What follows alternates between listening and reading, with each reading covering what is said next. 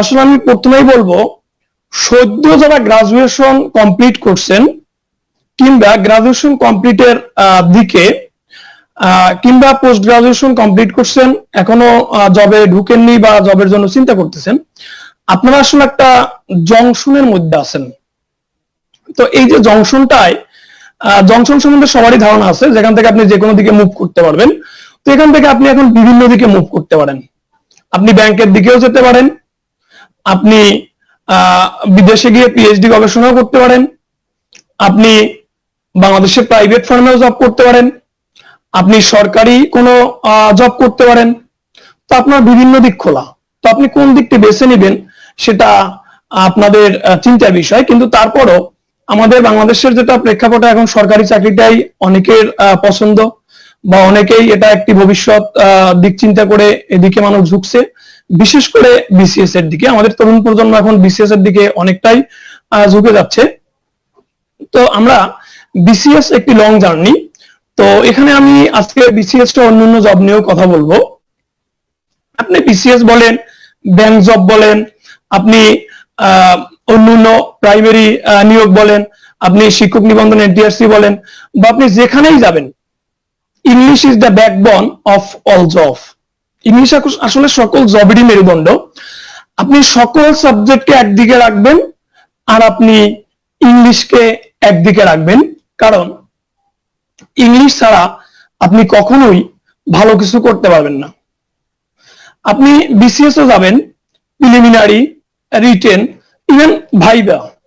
এখন viva English, viva এমন হতে পারে যে আপনার শুরু থেকে শেষ পর্যন্ত পুরো ইংলিশেই উত্তর দেওয়া লাগতে পারে, পুরো কনভারসেশনটা ইংলিশেই হতে পারে। সো দেখেন, সেখানে আপনার পুরো মনের ভাবটা ইংলিশে প্রকাশ করা লাগতে পারে। যে বাংলার জন্য আমরা জীবন দিয়েছি, বিশ্বের একমাত্র রাষ্ট্র বাংলাদেশ যেখানে বাংলার জন্য জীবন দিয়ে আমরা ভাষা এনেছি, কিন্তু তারপর আমরা ইংলিশকে কিন্তু ছাড়তে পারছি না। ইংলিশই আমাদের আসলে মূল হাতিয়ার বা মূল চাবিকাঠি হয়ে উঠেছে জবের ক্ষেত্রে বা ভালো একটি ক্যারিয়ারের জন্য। তো এজন্য আসলে আমি যে কথাটা বলবো সেটা হলো, আমি আজকের সিলেবাস নিয়ে কথা বলবো, আমি কিভাবে ইংলিশ পড়বেন সেটা নিয়ে কথা বলবো, আপনার কোথায় ল্যাকনেস আছে এগুলো আমি ধরিয়ে দিব, সিলেবাসটা কিভাবে আপনি বাসায় বসে পরিসংখ্যান করবেন সেটা আমি বুঝিয়ে দিব আপনাদেরকে। কিন্তু তার শুরুতেই আসলে যাদের কথা না বললেই নয়, আজকের এই অনলাইন প্রোগ্রামে যাদের অনেক অবদান, বিসিএস কনফিডেন্সের সম্মানিত এমডি মহোদয়, বিসিএস কনফিডেন্সের সম্মানিত ডিএমডি স্যার, এবং বাংলাদেশের বেকার সমাজের নয়নেরমণি জিয়াউল ইসলাম জিয়া স্যার, এছাড়াও বিসিএস কনফিডেন্সের ঊর্ধ্বতন কর্মকর্তা ও শিক্ষকবৃন্দ, এবং যারা টেকনিক্যাল সাইডে আমাদেরকে অনেক সহায়তা করছেন, তাদের সবাইকেই আমার প্লাস বিসিএস কনফিডেন্স পরিবারের পক্ষ থেকে ধন্যবাদ এবং অভিনন্দন, যে এই করোনা মহামারীর মধ্যেও ছাত্রদের পাশে থাকার জন্য। তো আসলে আমি চলে যাব ইংলিশের দিকে, যেহেতু আমি ইংলিশের টিচার, ইংলিশ নিয়ে কথা বলবো।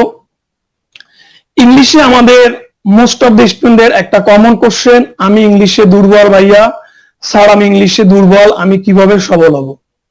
ভাইয়া, বাঙালিরা জাতিগতভাবেই ইংলিশে দুর্বল, এটা আমরা সবাই জানি। সো এই দুর্বলতাকে আপনার পুঁজি করেই আপনাকে সবল হয়ে আপনাকে ভালো কিছু করতে হবে। সো ভয় পাওয়া যাবে না, হতাশ হওয়া যাবে না। এখান থেকেই আপনাদেরকে আমরা ওভারকাম করাবো। ইংলিশে কিভাবে ভালো পড়বেন সে পথ ইনশাল্লাহ আমরা বিসিএস কনফিডেন্সের ইংলিশ পরিবার এবং ইংলিশ টিচার যারা আছেন, আমি আছি, আমাদের শ্রদ্ধেয় মির্জাওয়াল স্যার আছেন, মামুন স্যার আছেন, জিল্লুর স্যার আছেন, আমাদের শ্রদ্ধেয় শঙ্কর স্যার আছেন, আমরা সবাই মিলে আপনাদের সাথে আপনাদেরকে ভালো করার জন্য প্রাণপণ চেষ্টা করব। তো আমি সিলেবাসের দিকে গেলে, এই যে দুর্বলতা আসলে দুর্বল আপনি হয়েছেন, সবল আপনাকেই হতে হবে। আমরা জাস্ট একটা সাপোর্ট, আমরা জাস্ট একটা গাইডলাইন আপনার, কিন্তু সবল আপনি হবেন এবং ভালো আপনি করবেন, বাট আমরা জাস্ট একটা গাইডলাইন, আমরা একটা প্ল্যাটফর্ম। সো আমি আপনাকে যে কথাটা বলবো সেটা হলো যে, আপনি সর্বপ্রথম দুর্বলতা এই চিন্তাটা বাদ দেন।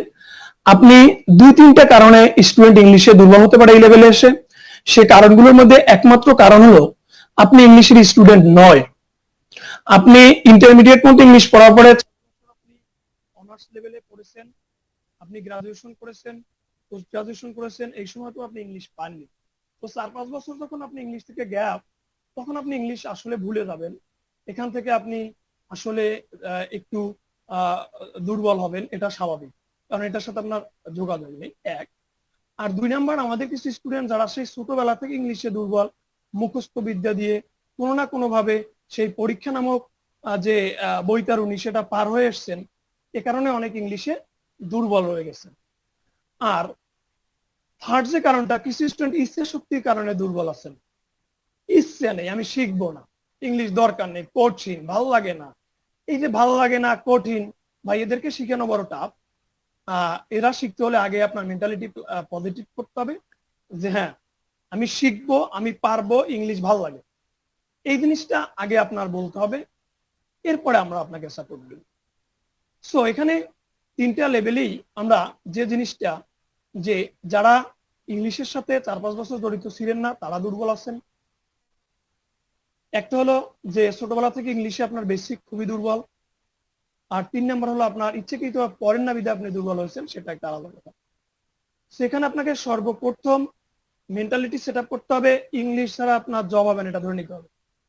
ইংলিশ ছাড়া আপনার জব হবে না, এটা ধরে নিতে হবে। কারণ দেখেন, আপনি প্রিলিমিনারি দিবেন 35 মার্কস, আপনি হয়তো বললেন না 35 মার্কস আমি যা পারি 10 নম্বর দিয়ে পাস করে আসলাম। আচ্ছা, রিটেন 200 মার্ক আপনি কি কভার করতে পারবেন? আর 200 মার্কে যদি আপনি খারাপ করেন, ওইটাকে অন্য কোনো সাবজেক্ট দিয়ে ব্যাকআপ দেওয়া যাবে? অসম্ভব, আপনি পারবেন না। আপনাকে ওখানে কিন্তু ভালো করতেই হবে।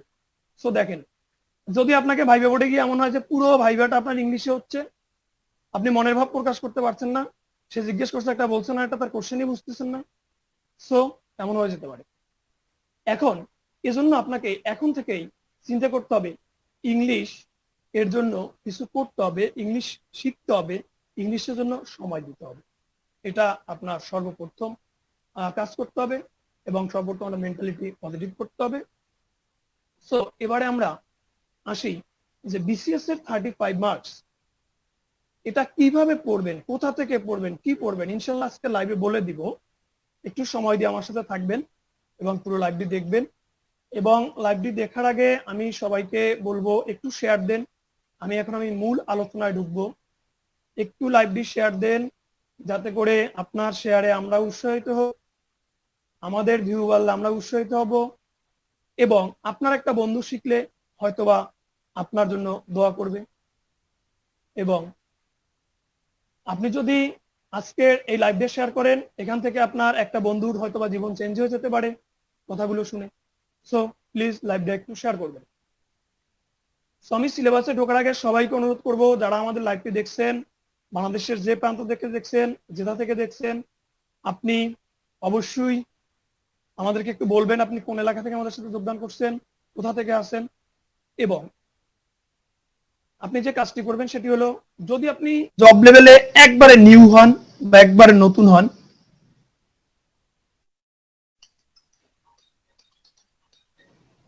হ্যালো স্যার, শোন ভাই, সাউন্ড নেই। সাউন্ড নেই স্যার? সাউন্ড নেই, আপনি প্রয়োজনে হেডফোন খুলে কথা বলেন প্রয়োজনে। আচ্ছা আচ্ছা আচ্ছা স্যার। আচ্ছা,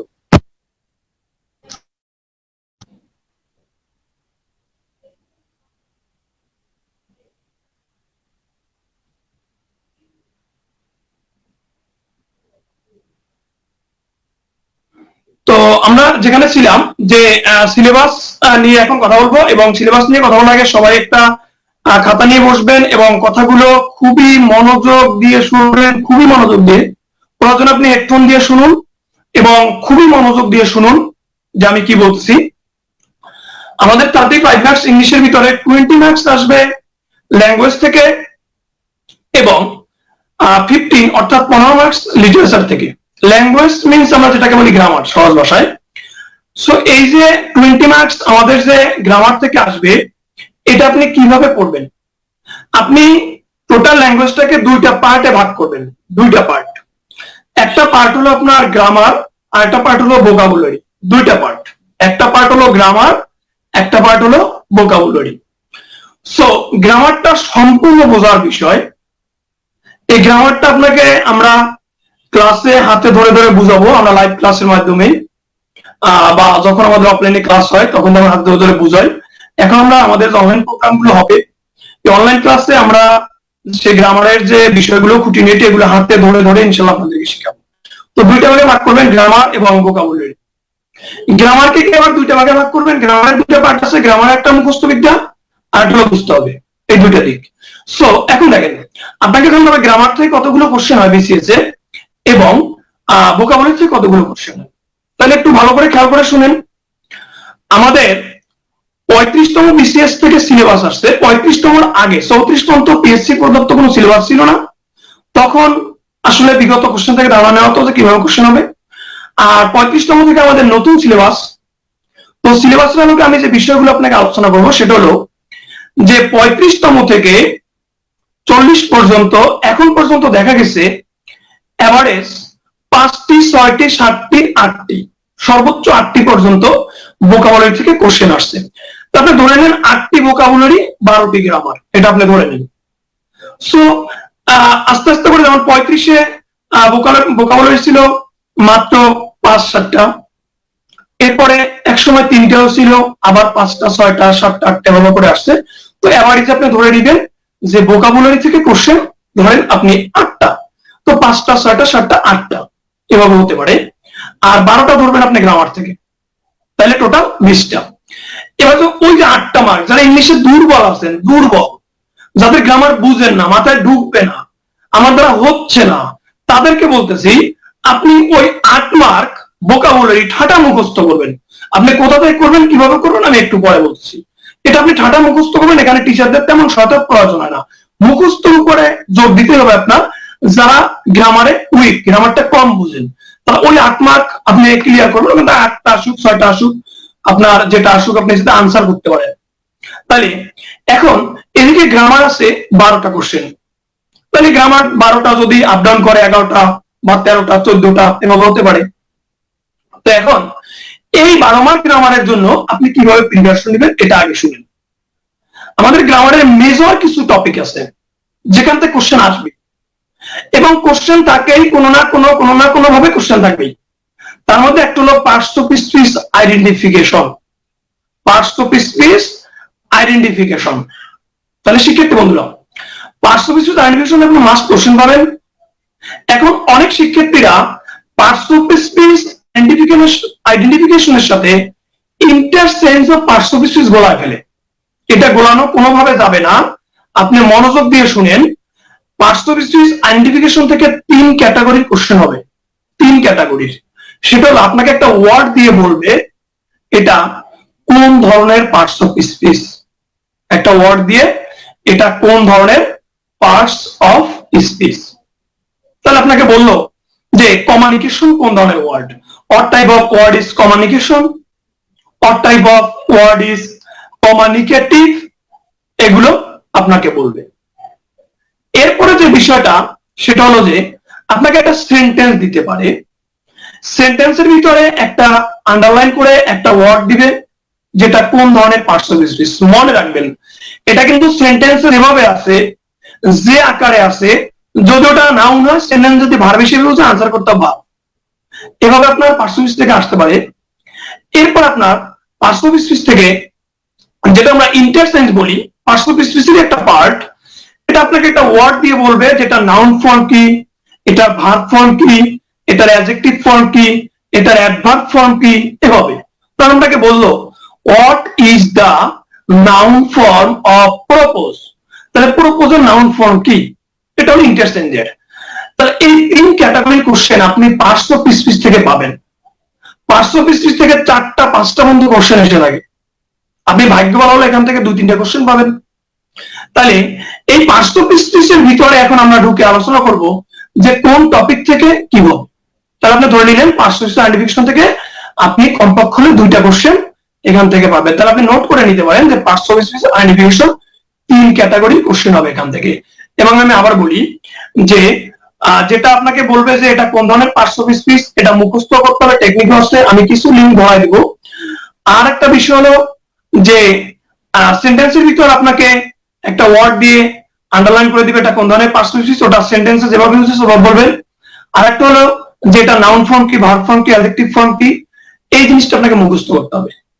এটা যত রুলস বলি, যত যাই কিছু বলি, আপনাকে সান্ত্বনা দিয়ে কিছু রুলস বুঝাবো, আসলে কাজ হবে না। ওই রুলস দিয়ে পরীক্ষায় কোশ্চেন তেমন হবে না, কোশ্চেন যেটা আসলে ব্যতিক্রম, আপনাকে এগুলো ঠাটা মুখস্থ করতে হবে। কোথা থেকে করবেন আমি একটু পরে বলছি। সো এবার আমরা ঢুকি পার্টস অফ স্পিচের ভিতরে। কথাগুলো অবশ্যই মনোযোগ দিয়ে শুনবেন। পার্টস অফ স্পিচের ভিতরে আপনি নাউনের ভিতর চলে যাবেন। নাউনকে পিএসসির সিলেবাসে 4টা টপিক নাউনের সাথে অ্যাড করেছেন, সেটা হলো নাউন, ডিটারমিনার, নাম্বার, জেন্ডার। শিক্ষার্থী বন্ধুরা, নাউন, ডিটারমিনার, নাম্বার, জেন্ডার। এখন শোনেন, যারা পিলি পাস করতে চান, যারা সরকারি চাকরি পেতে চান, যারা ক্যাডার অফিসার হতে চান, তারা আমি যেভাবে বলি সেভাবে শুনবেন। আর যদি আপনার মতো করে আপনি করেন সেটা তো দায়িত্ব আপনার। কিন্তু আপনি যদি এখন চান যে না আমি নাউনে পিএইচডি করবো, নাউনে আমি বিশাল কিছু পাণ্ডিত্য অর্জন করবো, তাহলে আপনি ধরা গেলেন। আপনার কিভাবে করতে হবে সেটা আমি বলতেছি। যে এখন নাউন থেকে অনেক ধরনের কোশ্চেন হয়, নাউনের ক্লাসিফিকেশন। এখন দেখেন, নাউনের ক্লাসিফিকেশন আপনি শুধু এতটুকু জানলে হবে এটা কোন ধরনের নাউন, ওটা কেন হলো, কি কেন হলো, এত কিছু আপনার জানার দরকার নেই। বিগত বিসিএস এ নাউনের ক্লাসিফিকেশন থেকে 3টা কোশ্চেন আসছে, জীবনে 3টা। তাও জীবনের প্রথম যে 10তম পিলিতে 2টা কোশ্চেন আসছিল, গাল এবং ক্যাটেল কোন ধরনের নাউন, এরপরে আর আসেনি। এরপরে আর আইসা 38 আসছে মাটন কোন ধরনের নাউন, আর ক্লাসিফিকেশন থেকে কোশ্চেন আসেনি। সো এটা নিয়ে আপনার মাথা ব্যথার কিছু নেই, এটা কোন ধরনের নাউন এটা আপনাকে বুঝতে হবে। যেটা কমন নাউন, এটা কালেকটিভ নাউন, এটা ম্যাটেরিয়াল নাউন এনাফ, কিন্তু এটা আপনাকে পিএইচডি রিসার্চ বা গবেষণা করার কোনো দরকার নেই। এবারে নাউনের পজিশন আপনাকে জানতে হবে, একটা সেন্টেন্সে কোথায় নাউন বসতে পারে এই বিষয়গুলো আপনাকে জানতে হবে। কাউন্টেবল নাউন, আনকাউন্টেবল নাউন, এটা দিয়ে কারেকশনে কোশ্চেন হয়, এই বিষয়টা আপনার জানতে হবে। যে আপনার সোপ এটা আনকাউন্টেবল, তাহলে এখন যারা প্রিলিমিনারি পাস করবেন তারা এতটুকু জানেন সোপ আনকাউন্টেবল এনাফ। কিন্তু কেন আনকাউন্টেবল এত কিছু আপনি রিসার্চ করতে গেলে হয় আপনি অনেক কিছু থেকে যাবে, আমার কথা শুনলে আপনি আস্তে আস্তে বুঝতে পারবেন। এভাবে করে আমরা নাউনের যে পজিশন, এরপরে আপনাকে বিশেষ কিছু নাউন আছে যেমন কম্পাউন্ড নাউন, এটা আমরা আসলে অনেকে জানি না। কম্পাউন্ড নাউনটা যে 2টা বা একাধিক ওয়ার্ড যখন একটা নাউনের কাজ করে তখন সেটা কম্পাউন্ড নাউন হয়। যেমন হেডমাস্টার একটা কম্পাউন্ড নাউন, যেমন ক্লাসরুম একটা কম্পাউন্ড নাউন, ক্লাসরুম 2টা ওয়ার্ড। সেরকম আমার কম্পাউন্ড নাউন থেকে কোশ্চেন আসে, কিন্তু আমরা এটা অনেক কিন্তু জানি না। সো এই যে কম্পাউন্ড নাউন আছে, ভার্বাল নাউন আছে। ভার্বাল নাউনের মোস্ট ইম্পর্টেন্ট পার্ট যেটা দিয়ে অফের মাঝে যে একটা আইনজি যুক্ত নাউন থাকলে সাধারণত ভার্বাল নাউন বলা হয়। এরকম নাউনের যে পার্ট গুলো আছে এটা আমরা বুঝতে হবে। তো নাউনটা বোঝার বিষয়, এটা আমরা ক্লাসে ধরে ধরে আপনাকে বুঝিয়ে দেবো ইনশাল্লাহ। নাউনের ক্লাস করার পরে আপনি নাউন অন্য একজনকে শিখাতে পারবেন, একটুকু আমি লাইভ থেকে আপনাকে কনফার্ম করতে পারবো। এবং সেকেন্ড যে বিষয়টা নাম্বার, জেন্ডার, এই 2টা বিষয় সম্পূর্ণ মুখস্থ বিষয়। নাম্বার এবং জেন্ডার এই 2টা বিষয় সম্পূর্ণটা আপনাকে মুখস্থ করতে হবে। এবং এটা আপনি কিভাবে করবেন একটু খেয়াল করে শুনেন।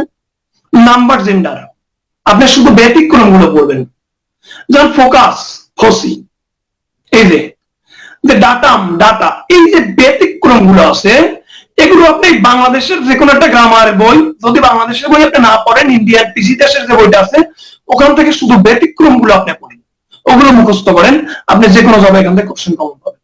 নাম্বার থেকে, জেন্ডার থেকে, আসলে জেন্ডার থেকে আপনি ওই সেম নিয়মে ব্যতিক্রম গুলো আপনি পড়বেন। ডিটারমিনার থেকে কোশ্চেন আসেই, একটা কোশ্চেন প্রায় দেখা যায় ডিটারমিনার থেকে। সো এই টপিকটাকে আপনার গুরুত্ব দিতে হবে। সো দেখেন, এখানে আপনাকে ডিটারমিনারটা বোঝার বিষয়, নাউনটা বোঝার বিষয়, নাম্বার জেন্ডার আপনি নিজেতে মুখস্থ করতে হবে। কোথা থেকে মুখস্থ করবেন? ইন্ডিয়ান পিসি দেশের বই থেকে। সেখানে ব্যতিক্রম যেগুলো আছে ওগুলো ভালো করে পড়েন, এনাফ। এখন এই যে নাম্বার, জেন্ডার, ডিটারমিনার এবং নাউন, এই 4টা টপিক মিলিয়ে বিসিএস এ 19টা কোশ্চেন আসছে। 10তম থেকে 40 পর্যন্ত 19টি কোশ্চেন আসছে। এবং আমি সেদিন আমাদের কনফিডেন্সের পেজে একটি পোস্ট করেছিলাম যে 19টি কোশ্চেন কোথা কোথা থেকে আসছে, কয়টা আসছে, এগুলো আমি সব ওখানে ডিটেইলস ভেঙে ভেঙে পোস্ট করেছি। আপনারা আমাদের কনফিডেন্সের পেজে চোখ রাখবেন, আমি ওখানে প্রায় কিছু পোস্ট করার চেষ্টা করি এবং এর পরবর্তীতে নিয়মিত কনফিডেন্সের পেজে পোস্ট করবো যে আপনি কোন টপিক থেকে কিভাবে পড়বেন, এগুলো আমরা পোস্টে দিয়ে দিব রেগুলার। সো আপনাকে হলো নাউনের পার্ট। এবার আসেন প্রোনাউন। প্রোনাউন থেকে বিসিএস এর 7 থেকে 8টি কোশ্চেন এখন পর্যন্ত আসছে, এবং এই 7 থেকে 8টি কোশ্চেন আসছে, প্রোনাউন থেকে প্রায় কোশ্চেন আসে। তাহলে এখন দেখেন আপনাকে ক্রিটিক্যাল জায়গায় নক করতে হবে। ক্রিটিক্যাল জায়গাটা কি? প্রোনাউনের ক্লাসিফিকেশন। একেবারে বাদ দেন প্রোনাউনের ক্লাসিফিকেশন, আরে কি দরকার, এগুলো জানি যে ইস হলো ডিস্ট্রিবিউটিভ প্রোনাউন আর ওই দিস হলো ডেমনস্ট্রেটিভ প্রোনাউন, এ তো জানি। আসলে জানার মধ্যে যে কত ঝামেলা আছে এইটা আমরা বুঝতে পারি না। দেখেন ডিস্ট্রিবিউটিভ প্রোনাউন পড়াতে গিয়ে আমাদের বাংলাদেশের অনেক বই আমি দেখেছি ডিস্ট্রিবিউটিভ প্রোনাউন ওখানে ইজ, এভরি, এইদার, নেইদার 4টা প্রোনাউন লেখে, অনেক লেখক লেখে ইজ, এভরি, এইদার, নেইদার অনেকে লেখে।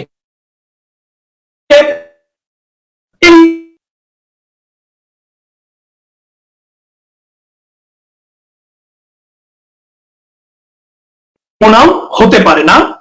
এভরি সবসময় হবে একটি অ্যাডজেক্টিভ, অথবা এটা হবে একটা ডিটারমিনার। তাহলে এভরি একটা ডিস্ট্রিবিউটিভ অ্যাডজেক্টিভ, একটা ডিটারমিনার। এখন আসলে এভরি আসলে নিচের কোনটি ডিস্ট্রিবিউটিভ প্রোনাউন, এখন এভরি এখন এভরিতে টিক দিয়ে দিলেন, তাহলে আপনি ধরা খেয়ে গেলেন। এই যে ক্রিটিক্যাল বিষয়গুলো, যে প্রত্যেকটা প্রোনাউন কিন্তু অ্যাডজেক্টিভের কাজ করতে পারে। প্রত্যেকটা বললে ভুল হবে, sorry, most of the pronoun অ্যাডজেক্টিভের কাজ করতে পারে, যেগুলো নাউনের সাথে বসলে সেটা একটা অ্যাডজেক্টিভ হয়ে যায়।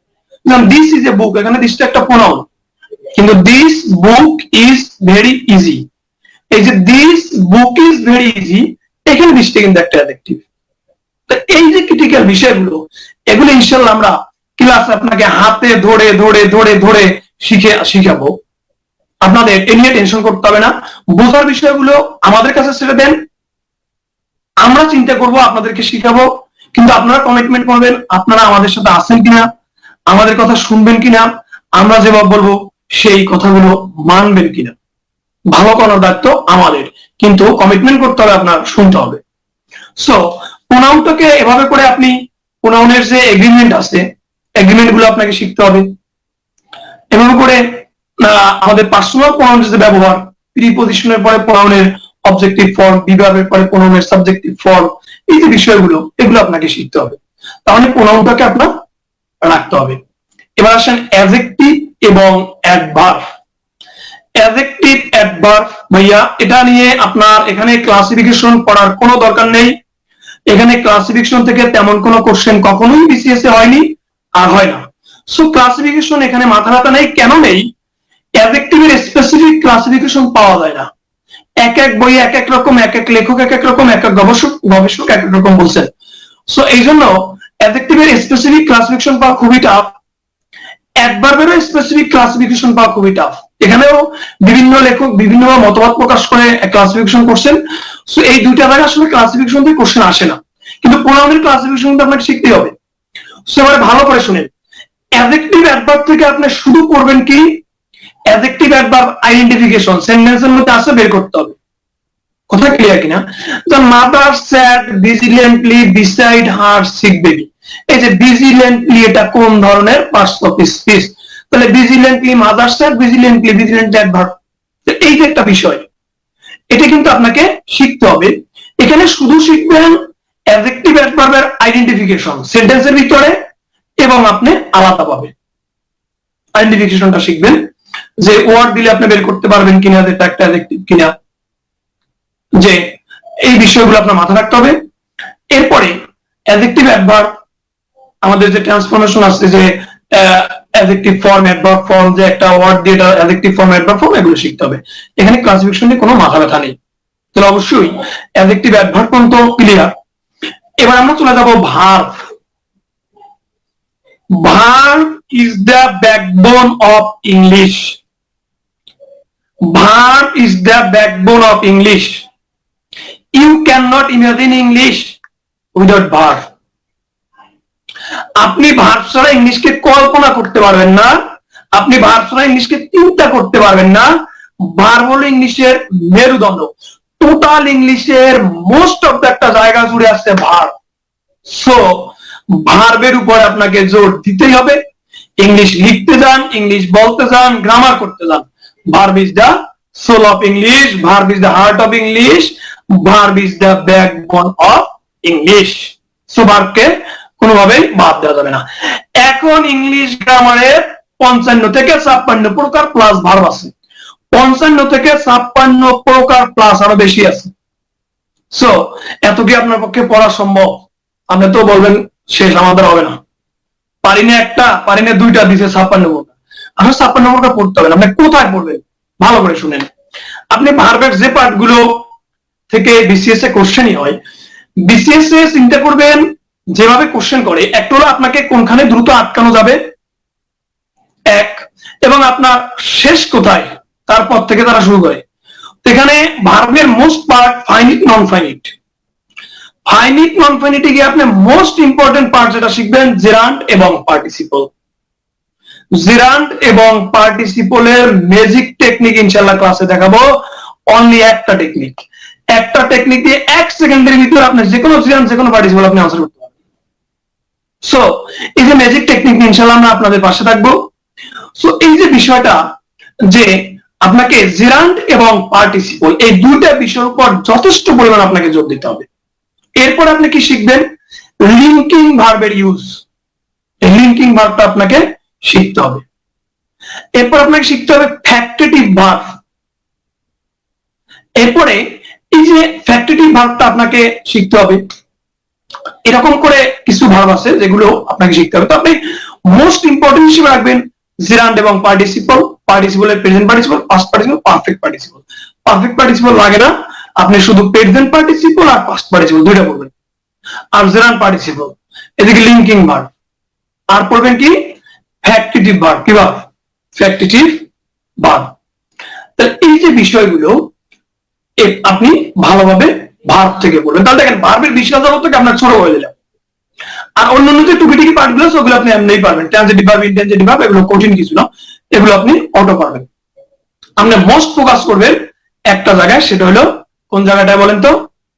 জেরান্ড এবং পার্টিসিপল।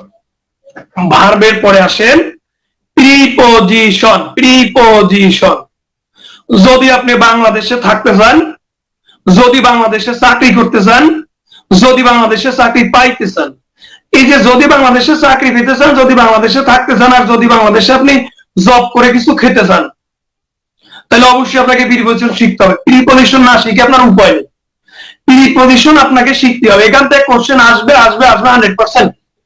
এখন আপনি শুনেন, যদি কপাল খারাপ হয় এখান থেকে অনেক সময় বেশি কোশ্চেন চলে আসে। 36 বিসিএস এর প্রিপজিশন থেকে 6টি কোশ্চেন আসছে, 6টি। 36 বিসিএস আজকের লাইভ শেষে আপনি গুনবেন, 36 বিসিএস এর কোশ্চেনটা বের করে একটা একটা করে গুনবেন, দেখবেন 6টা কোশ্চেন আসছে শুধু প্রিপজিশন থেকে। তাহলে আপনি এবার বুঝতে পারতেছেন যে প্রিপজিশন 6টা, 4টা, 5টা, 3টা, 2টার নিচে আসে না বললেই চলে। প্রিপজিশনের রুলস এবং অ্যাপ্রোপ্রিয়েট প্রিপজিশন দুইটা দিক থেকে কোশ্চেন আসে। এখন অ্যাপ্রোপ্রিয়েট প্রিপজিশন আপনি কোনগুলো পড়বেন? অ্যাপ্রোপ্রিয়েট প্রিপজিশন আপনি শুধুমাত্র বিগত বিভিন্ন জবে যে কোশ্চেন গুলো আসছে এগুলো আপনি একটা একটা ধরে ধরে পড়বেন। এবং যখন কনফিউশন হবেন, কনফিউজড হবেন, অবশ্যই আমাদের বিসিএস কনফারেন্সের ইংলিশ পরিবারের কাছ থেকে আপনি সহায়তা নিতে পারবেন। আপনি সাবজেক্ট হেল্প নেবেন। এবং কিছু এখানে দু একটা কোশ্চেন আমি একটু না বললেই নয়, যে আমাদের প্রচলিত বইগুলোতে যে কাজটা করা হয়, যেমন একটা কোশ্চেনে আলোচনা করি, the train is running to time. The train is running to time, মন দিয়ে শুনবেন। এই কোশ্চেনটা বাংলাদেশের মোস্ট অফ দ্য বই আনসার দেওয়া আছে the train is running on time. The train is running on time. এখন দেখেন অন টাইম, কিন্তু বিসিএস এ কিন্তু কোশ্চেন দিচ্ছে the train is running dash time. এখন অনেকে অন টাইম দিয়ে দিচ্ছে, এখানে কিন্তু অন টাইম কখনোই হবে, এটা আনসার হবে টু টাইম। কেন হবে? এই কোশ্চেনটা নেওয়া হয়েছে ইন্ডিয়ান পিকে ডি সরকার, এই টেক্সট বুক। আর এই টেক্সট বুক অফ যেটা পিকে ডি সরকারের যে বইটা ইন্ডিয়ান, ওখান থেকে নেওয়া হয়েছে। ওখানে বহু সেন্টেন্সটা দেওয়া আছে the train is running to time. ভাইয়া আরেকটা কোশ্চেনে আলোচনা করি। কোশ্চেনটা হলো 8 men were concerned as the plot। বাংলাদেশের মোস্ট অফ দা বইয়ে বলা আছে ফর দা প্লট, আসলে এখানে ফর না। 8 men were concerned in the plot। In কোশ্চেনটি ইন্ডিয়ান পিকেডি সরকারের অ্যাপ্রোপ্রিয়েট প্রিপজিশনে ঢুকবেন, কনসার্ন এ ঢুকবেন। কনসার্ন ইন দেয়া আছে, ওখানে হুবহু একটা উদাহরণ দেয়া আছে 5 men were concerned in the plot। তাহলে দেখেন ওখানে 5 বিসিএস এ শুধু 8 পেন লাগিয়েছে, উদাহরণ ওইটাই হুবহু। এখানে কনসাইনমেন্ট জড়িত ছিল আটজন লোক চক্রান্তের সাথে জড়িত ছিল। তাহলে দেখেন কোশ্চেন কোথা থেকে আসে, কোন জায়গা থেকে আসে, এগুলো ইনশাআল্লাহ আপনাদেরকে খুঁটিনাটি বলে দিতে পারবো। এভাবে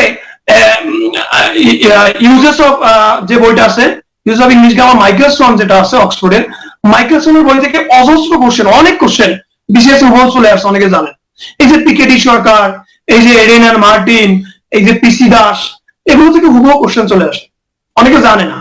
এগুলো আপনাদের জানার দরকার নেই, আমরা জানবো, আমরা আপনাদেরকে দিব, শুধু আমাদের সাথে থাকবে। তো প্রিপজিশন আপনাকে ভালো করে শেষ করতে হবে। প্রিপজিশনের পরে আসলে কনজাংশন বিসিএস এর সিলেবাসে দিয়েছে, এখান থেকে তেমন কোনো কোশ্চেন হয় না। তবে কনজাংশনটা আপনাকে অবশ্যই খুঁটিনাটি শিখতে হবে যারা ইংলিশ রিটেনে ভালো করতে চান, কারণ কনজাংশন দিয়ে ইংলিশ রিটেনে অনেক কিছু হয়। রান অন সেন্টেন্স লিখতে গেলে কনজাংশনের ইউজ লাগে, আপনাকে সিম্পল কমপ্লেক্স কম্পাউন্ড ট্রান্সফরমেশন করতে গেলে এখানে আপনার ওই বিষয়টা দরকার হয়, সেগুলো আপনাকে কনজাংশনটা এজন্য শিখতে হবে। এরপর চলে আসি আমরা যে phrase and idioms. Phrase and idioms অনেকে এটা নিয়ে অনেক মাথা কামায়, আসলে অনেকে জানে না এটা আসল রহস্য। ফ্রেজ এন্ড ইডিয়মস, এখানে ফ্রেজ কি ইডিয়মস কি? ফ্রেজ হলো যেটা শব্দের সাথে অর্থের মিল থাকে, এটা হলো ফ্রেজ। আর ইডিয়মস হলো শব্দের সাথে অর্থের মিল থাকে না। ইডিয়মসটা আপনাকে ঠাঠা মুখস্থ করতে হবে, বিভিন্ন জবের কোশ্চেন ঠাঠা মুখস্থ করতে হবে। আর ফ্রেজ যে বিষয়টা সেটা আইডেন্টিফাই করতে হবে। এখন আপনি আইডেন্টিফাই যে করবেন, আপনি একটু ভালোভাবে খেয়াল করেন, ফ্রেজ থেকে বিসিএস এর জীবনে 3টা কোশ্চেন আসছে, 3টা। এটা জীবনে কোশ্চেন আসছে 28তম বিসিএস এর একটা, we were waiting for the bus. We were waiting for the bus, এখানে ফর দ্য বাস এটা কোন ধরনের ফ্রেজ? এটা 28তম বিসিএস আসছে প্রথম, এরপরে আর আসেনি। এরপর 37 বিসিএস একটা কোশ্চেন আসছে, আর এই গেল 40 বিসিএস একটা কোশ্চেন আসছে। এখান থেকে টোটাল জীবনে 3টে কোশ্চেন আসছে। আপনি শিখবেন না তা কিন্তু নয়, 35-এর পরে কিন্তু এখান থেকে 2টা আসছে, তার মানে আসতেই পারে, শিখতে হবে। আর এটা খুবই সহজ একটা টপিক, আমরা ক্লাসে আমি ডিটেলস পড়াই, এই জন্য এটা পড়াতে গেলে আমি একটু বেশি সময় নিই, 1.5-2 ঘন্টা বসে পড়াই, কিন্তু যদি শর্টকাটে পড়ানো এটা 45 মিনিট 1 ঘন্টা শেষ করা যায়। কিন্তু আসলে শর্টকাট পড়লে অনেক সময় মনে রাখা যায় না, অনেক কিছু বোঝা যায় না, কিন্তু আমরা ডিটেলস ক্লাসে পড়ানোর চেষ্টা করি। সো এরপরে যে বিষয়টা সেটা হলো যে ক্লাউজ আইডেন্টিফিকেশন। ক্লাউজ আইডেন্টিফিকেশন থেকে আসলে বিসিএস এ কয়টা কোশ্চেন আসছে আপনি শুনলে অবাক হবেন। এখান থেকে জীবনে 2টা কোশ্চেন আসছে, 2টা। 37 বিসিএস এ একটা, 38 বিসিএস এ একটা, আর এখান থেকে কোনো কোশ্চেন হয়নি। সো আপনাকে শিখতে হবে, তো এগুলো নিয়ে টেনশন করা যাবে না, শিখতে হবে। 37 বিসিএস 38 বিসিএস 2টা কোশ্চেন আসছে এখান থেকে। এবার আমরা চলে যাব যে right form of verbs. Right form of verbs থেকে প্রায় কোশ্চেন হয়, এবং রাইট ফর্ম ভার্বস ভালো করতে গেলে আপনাকে 7 থেকে 8টা টপিকের উপরে জোর দিতে হবে। 7 থেকে 8টা টপিক, এটা অনেকে জানে না। সাবজেক্ট এন্ড ভার্ব এগ্রিমেন্ট, এটা রাইট ফর্ম ভার্বস একটা পার্ট। আপনাকে শিখতে হবে টেন্সের সকল ব্যবহার, রাইট ফর্ম ভার্বস একটা পার্ট।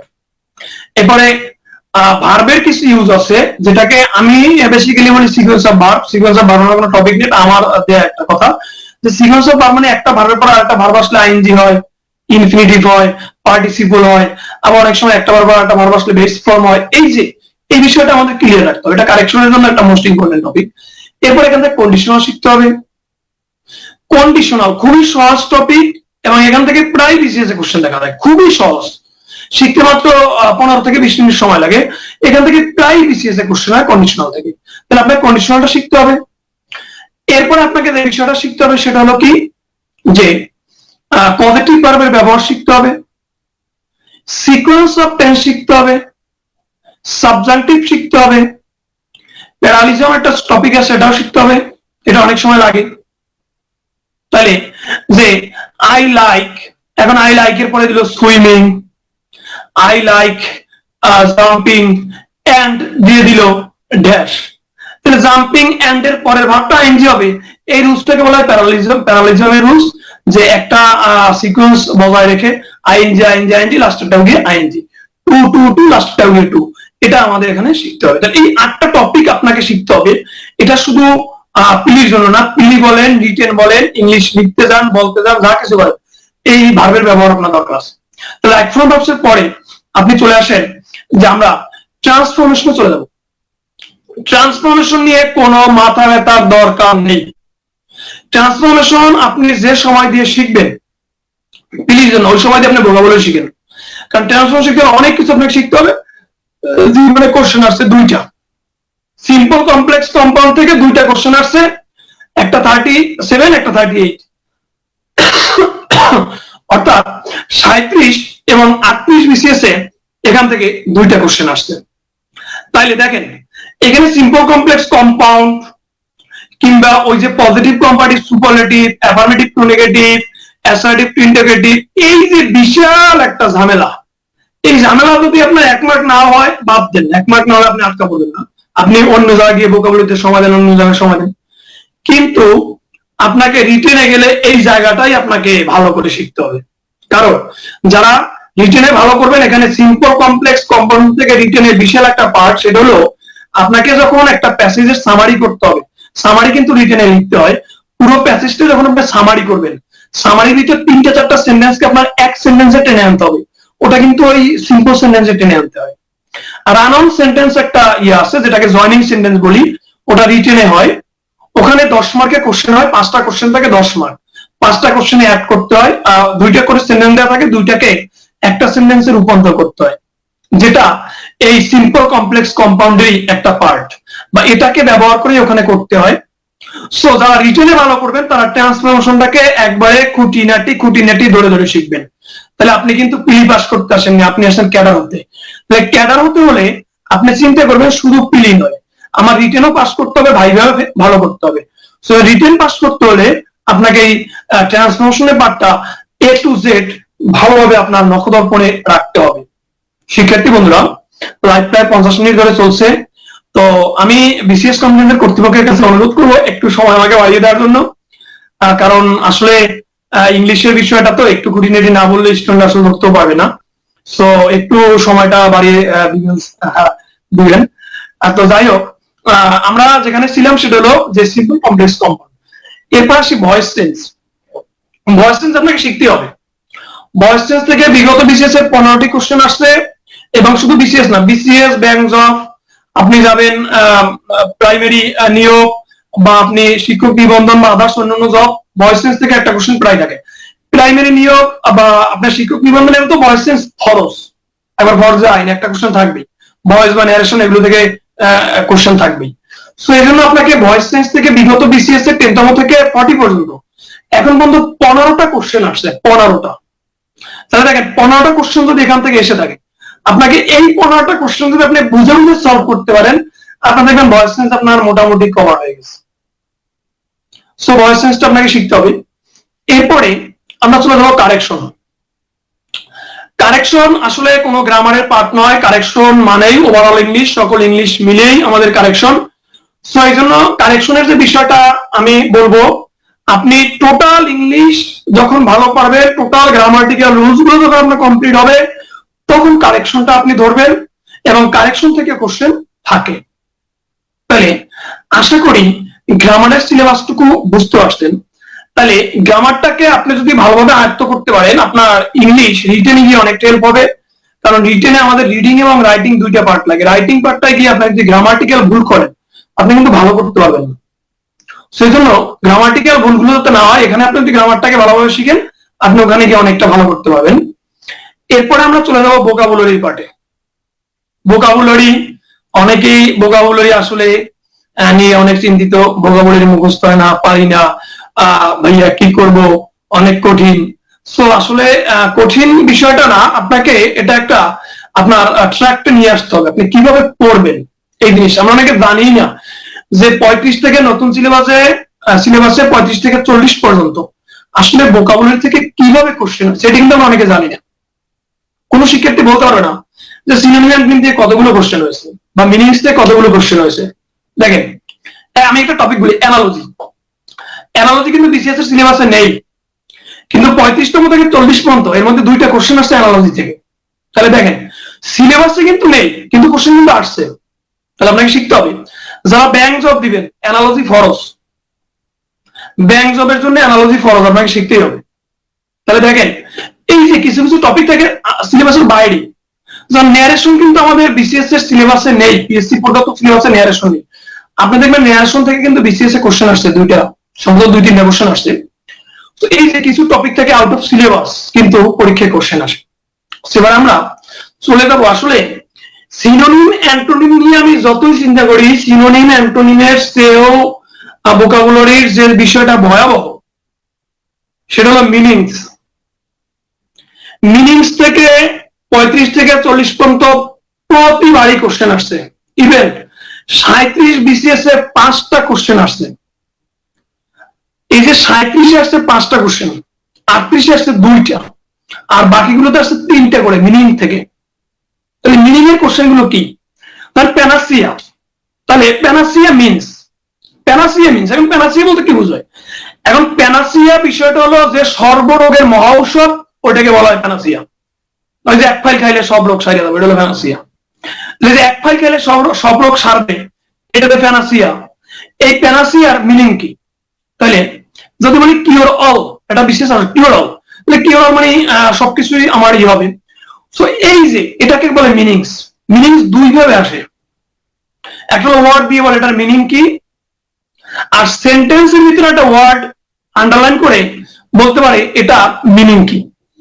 তখন সেন্টেন্সের যে মিনিং এ আসছে আপনাকে ওই মিনিং এই আনসার করতে হবে।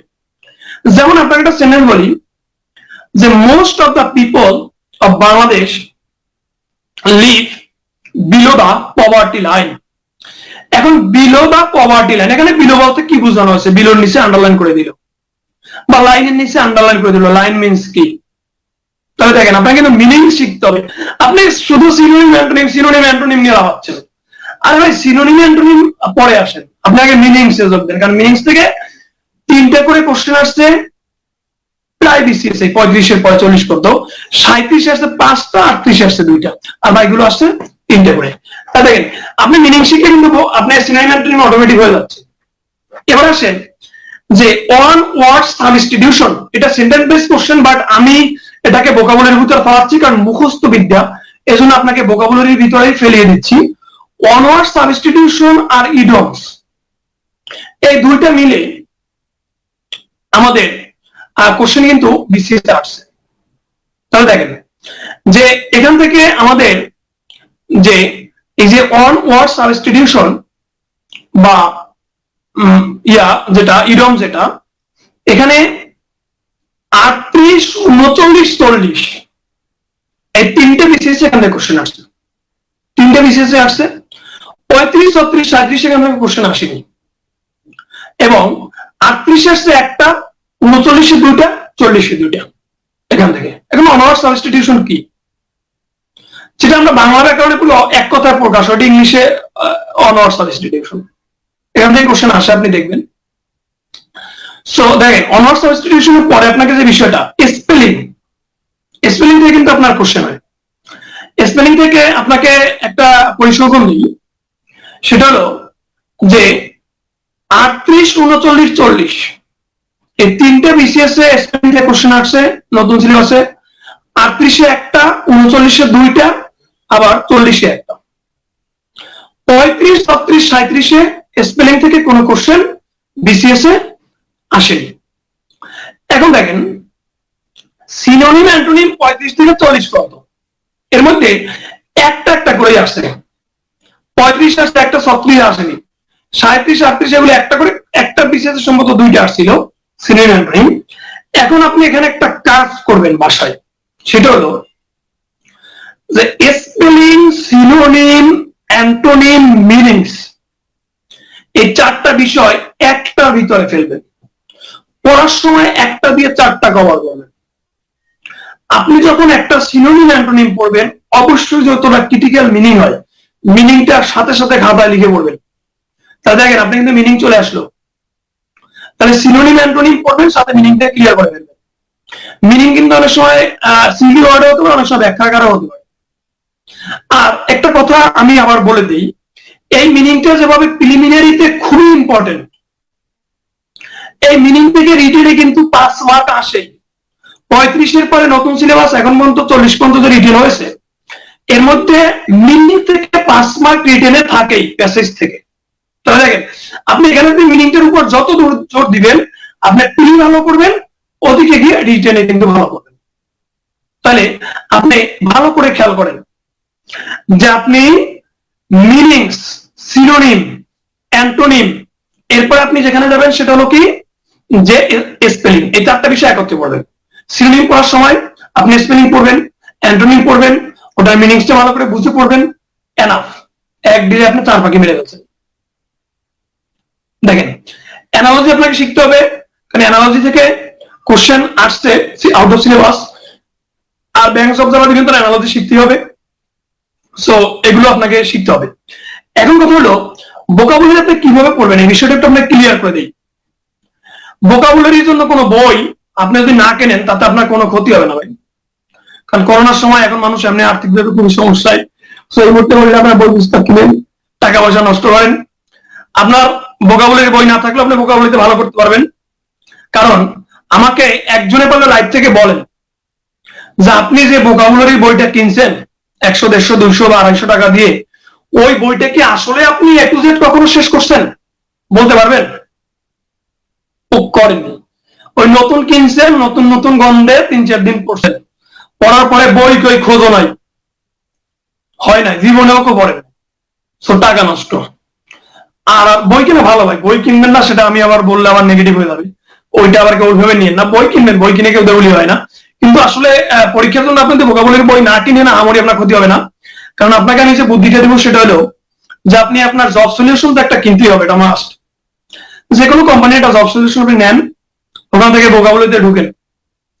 আগে যে আপনি যে ধরেন আপনি নিলেন যে 35তম বিসিএস বা 38তম বিসিএস বা 40 বিসিএস, বা আপনি নিলেন একটা প্রাইমারি নিয়োগের বা একটা শিক্ষক নিবন্ধনের বা অন্য একটা জবের কোশ্চেন নিলেন, আপনি ওখানে গিয়ে আপনি ভোকাবুলারি গুলো আগে একটা কালার পেন দিয়ে দাকান যে কতগুলো আসছে।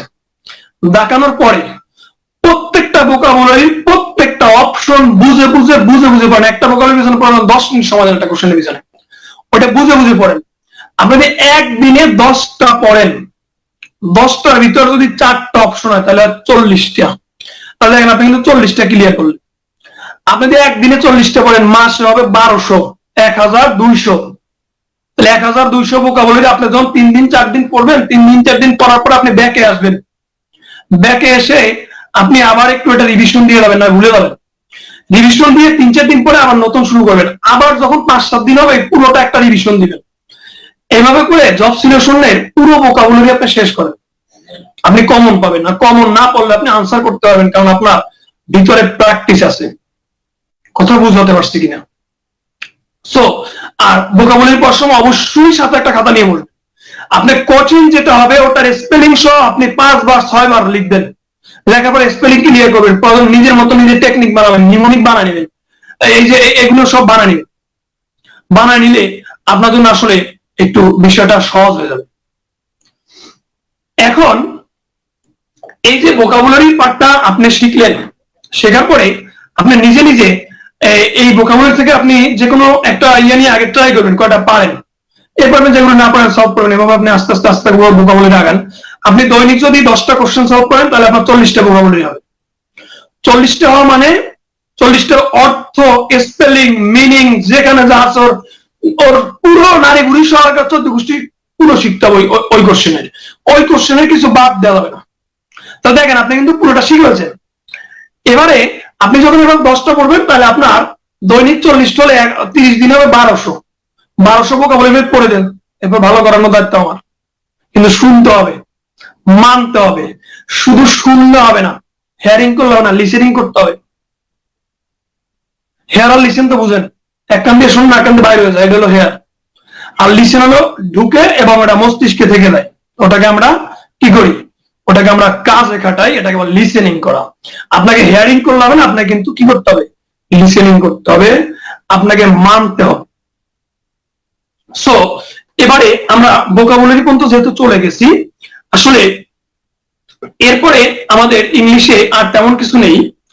আর লিটারেচারের যে বিষয়টা, এলিজাবেথ পিরিয়ড থেকে যে সিলেবাসে যা আছে বিসিএস এ, আসলে লিটারেচার আমাদের অনেক এক্সপার্ট আছেন, আমাদের বিশেষ করে আমার আছেন লিটারেচার এক্সপার্ট। উনি লিটারেচার নিয়ে কথা বলবেন। তারপরেও লিটারেচার নিয়ে আমি আপনাদেরকে একটু হালকা ধারণা দিই, সেটা হলো কিছু কিছু জায়গা আপনি নক করলেই আপনি কিছু কোশ্চেন কমন পাবেন। যেমন যুগ বিভাগ, এখান থেকে আপনি এক দুইটা কোশ্চেন পাবেন, বেশি কিন্তু পড়া না, এখানে পড়া অল্প, কিন্তু আপনি পড়লে এক দুইটা কোশ্চেন এখান থেকে কমন পাবেন। ফিগার অফ স্পিচ, যেটাকে আমরা লিটারি টার্ম বলি, সলিলোকি, মেটাফোর, সিমিল, হাইপারবোল, এরকম কিছু আছে, এগুলো থেকে কিন্তু কোশ্চেন আসে। এই যে এখান থেকে আপনি হাতে ধরে ধরে 10-12টা যদি আপনি ফিগার অফ স্পিচ বুঝে করতে হয়, এখান থেকে আপনি কিন্তু এক দুইটা কোশ্চেন কমন পেতে পারেন। কোটেশন থেকে কিন্তু কোশ্চেন হয়, কিন্তু কোটেশন আপনি বিশেষ করে শেক্সপিয়ারের যে ইয়েগুলো আছে, ট্র্যাজেডির যে কোটেশন গুলো আছে, এই কোটেশন গুলো দেখবেন প্রায় বিসিএস এই হ্যামলেটের ট্র্যাজেডি থেকে কোটেশন থেকে একটা কোটেশন প্রায় আসে। সেখানে দেখেন এই কোটেশন যখন পড়বেন তখন একটু রহস্যটা জেনে পড়বেন, যে কোটেশনটা কেন হইলো, এটা কে বলছে, কোন কারণে বলছে, ভিতরের রহস্যটা যেন আপনি একটু মনে থাকবে। যেমন একটা quotation, to be or not to be, that is a question, এটা প্রিন্স হ্যামলেট বলছিলেন হ্যামলেট ট্র্যাজেডির ভিতরে। তাহলে দেখেন এই যে to be or not to be, that is a question, এটা হ্যামলেট নিজের সাথে নিজে কথা বলছিলেন। কোন একটা ক্যারেক্টার যখন নিজের সাথে নিজে কথা বলে, তখন ওটাকে ফিগার অফ স্পিচ বা লিটারি টার্মে বলা হয় সলিলোকি। এটা একটা সলিলোকি। তো দেখেন আপনি সলিলোকি কিন্তু বুঝতে পারলেন। এবারে to be or not to be, that is a question, যখন প্রিন্স হ্যামলেট বুঝতে পারলো যে তার মা এবং তার চাচাই তার বাবাকে হত্যা করেছেন, তখন সে নিজের কাছে নিজে কোশ্চেন করলো যে আসলে সে তার মায়ের আর চাচা বিচার করবেন কিনা বা প্রতিশোধ নেবেন কিনা। এই যে আপনি যখন একটু ভিতর রহস্যটা জেনে পড়বেন, তখন আপনি কিন্তু ওই বিষয়টা মনে রাখতে পারবেন। কিন্তু আমাদের স্টুডেন্টরা করে মুখস্থ করে, to be or not to be, that is a question, Hamlet, prince Hamlet, prince Hamlet, prince Hamlet, সকালে সন্ধ্যা পর্যন্ত পড়তেছে, আর 1 ঘন্টা পরে ভুলে যাচ্ছে কি জানি প্রিন্স হ্যামলেট ছিল না ম্যাকবেথ ছিল। এই যে গেছে, গোলায় গেছে এবার। তাহলে এই যে গোলায় কেন, ওই যে না বুঝে, আপনাকে পড়তে হবে বুঝে। এবার আছেন, যদি আপনি শেক্সপিয়ারটা ভালো করে বুঝতে পারেন, শেক্সপিয়ারের A to Z পড়বেন, এখান থেকে আপনি 2-3টা কোশ্চেন কমন পাবেন। তাহলে দেখেন আপনি এই টোটাল এই 3-4টা বিষয় আপনি নক করলে কিন্তু আপনি 15টার ভিতরে 6-7টা কোশ্চেন কমন করতে পারেন। আর বাকি যে বিষয়গুলো আছে, বিসিএস এর যে লেখকগুলো থেকে বেশি বেশি কোশ্চেন আসছে, ওই লেখকগুলোর উপর একটু বেশি জোর দিবেন। আপনি এটা বিভিন্ন বইয়ের শুরুতে অনেক সময় দিয়ে দেয় যে কোন লেখক থেকে কোন কোন বিসিএস এ কতগুলো কোশ্চেন আসছে, ওই বিষয়গুলোর উপরে, ওই লেখকগুলোর উপর একটু বেশি জোর দিবেন। ওই লেখকগুলোর বিখ্যাত লেখা কি, ওই লেখকের প্রথম লেখা কি, এই যে বিষয়গুলো, ওই একটা লেখার প্রধান ক্যারেক্টার কোনটা, এই বিষয়গুলো আপনাকে শিখতে হবে। করে একটু লিটারেচারটা সময় দিন, ইনশাল্লাহ ভালো করতে পারবেন। সো আশা করি অনেক কিছুই বোঝানোর চেষ্টা করছি। আর আমাদের কথাগুলো তখনই সফল হবে, তখনই ফলপ্রসূ হবে যখন আপনারা ভালো করবেন। আর আপনাদের ভালো করানোই আমাদের লক্ষ্য। আমরা করোনা নিয়ে আসলে থেমে থাকা যাবে না, কারণ করোনা এটা যেহেতু বিশ্বের একটা মহামারী, অবশ্যই আমরা চিন্তার মধ্যেও আমাদের কাজ করে যেতে হবে, আমাদেরকে আগাতে হবে। আপনাকে যবে ভালো করতে হলে দেখা গেল করোনার পর আপনাকে পরীক্ষা দিয়ে দেবে, পরীক্ষা দিয়ে দিল, আপনি কি পরীক্ষা অ্যাটেন্ড করবেন না? বা করোনা কি আপনাকে তখন মাফ করবে না? তো আপনাকে বাসায় বসে, যেহেতু আপনি বসে আছেন, চিন্তা অবশ্যই হয়, চিন্তার পরেও আপনি একটু লেখাপড়া চালিয়ে যাবেন। এবং আপনাকে যে কথা বলবো সেটা হলো যে বিসিএস কনফিডেন্সের আমাদের বিভিন্ন শাখায় অফলাইনে ক্লাস, আগে আসলে আমরা এখন অফলাইনে ক্লাস নিতে পারতেছি না, সেজন্য আমাদের এই অনলাইন আয়োজন। এবং অনলাইন আয়োজনে আমাদের এক্সপার্ট যারা আছেন বিসিএস কনফিডেন্সের, সবাই থাকবেন আপনাদের সাথে, সবাই ক্লাস নেবেন। এবং বিশেষ করে আমার যে ক্লাসগুলো, আমি ইংলিশের 27টি ক্লাস কনফিডেন্সে রেকর্ড করে দিয়েছি, আমার ক্লাস 27টি রেকর্ডিং হয়ে গেছে। ইনশাআল্লাহ 27টি ক্লাসই আপনারা পাবেন পর্যায়ক্রমে। এবং প্রত্যেকটা ক্লাসই ছাত্রছাত্রী যাতে বুঝতে পারে ওভাবে করেই তৈরি করা হয়েছে। এবং প্রত্যেকটা এক্সপার্টের ক্লাসই আপনারা পাবেন এবং খুব ভালোভাবে পাবেন। তবে আমাদের সাথে থাকতে হবে, আমাদের কথা মানতে হবে, এবং ভালো করার দায়িত্ব আমাদের। আর যে বিষয়টা সেটা হলো, আপনি BCS confidence lion Taslim Ilias পরিচালিত এবং বাংলাদেশের একমাত্র প্রতিষ্ঠান যেটা 30 বছর ধরে বেকার ছাত্রছাত্রীদের সেবায় নিয়োজিত।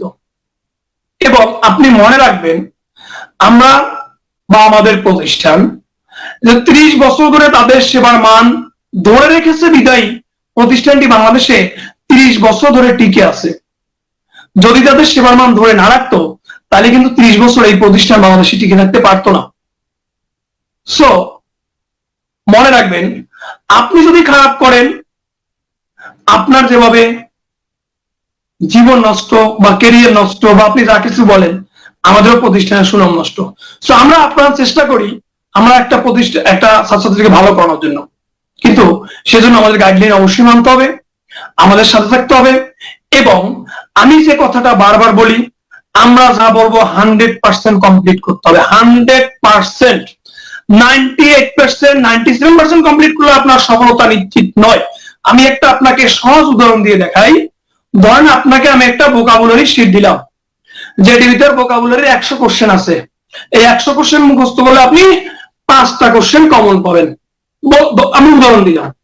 তাহলে আপনাকে দিলাম, আপনি কি করলেন? বাসায় বসে পড়তেছেন 85টা পড়ছেন। 85টা পড়ার পরে বলতেছেন আমার অমুক বন্ধু 60টা পড়ছে, অমুক বন্ধু 50টা, অমুক বন্ধু 40টা পড়ছে।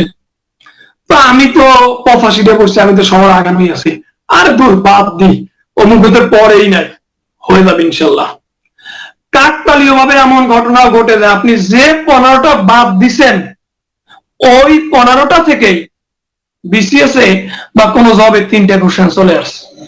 তাহলে দেখেন তো, এটা কিন্তু জাস্ট একটা উদাহরণ, হতেই পারে, আমার কাকতালীয় ভাবে ঘটেই যায়। আপনি যেটা বাদ দিচ্ছেন ওইটাই পরীক্ষা চলে আসছে, তাহলে হতে পারে না?